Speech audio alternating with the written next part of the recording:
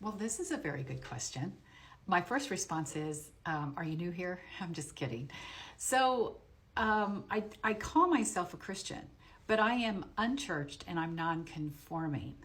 And you might be assuming that my ordination as a reverend is through a Christian denomination, which it is not. I'm an ordained interfaith, interspiritual minister because that's the seminary that I went to, an interfaith seminary.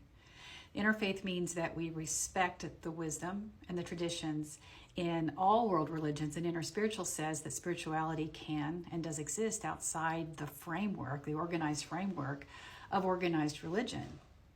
So, back to the non-conforming and unchurched. Unchurched speaks for itself. Non-conforming means that I no longer am accountable to or hold an allegiance to any type of organized Christian denomination. But in my deconstructing as well, I deconstructed a lot of the beliefs, and that doesn't necessarily mean that that's the same for everyone else who's on a deconstructing journey. You deconstruct to the place that serves your spirituality. So for me, I landed on the spiritual but not religious path. So my title as Reverend reflects my seminary ordination.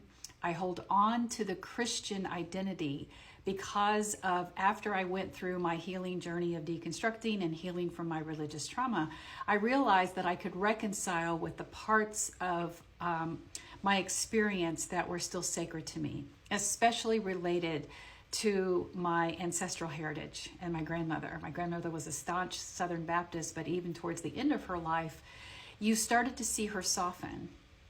One time she said to me, I think we all just have it a little bit right. And to me, that says that religion has it a lot wrong. And she was starting to figure that out.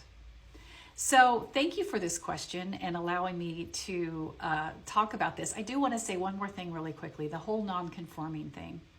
There is a sermon out there that if you want to go research it by Dr. Martin Luther King Jr. that he wrote in the 50s. If you just look for non-conforming Christian, I need to put a link at this on my website and read about what he thought it meant to be non-conforming. But when I read that sermon, it spoke to me.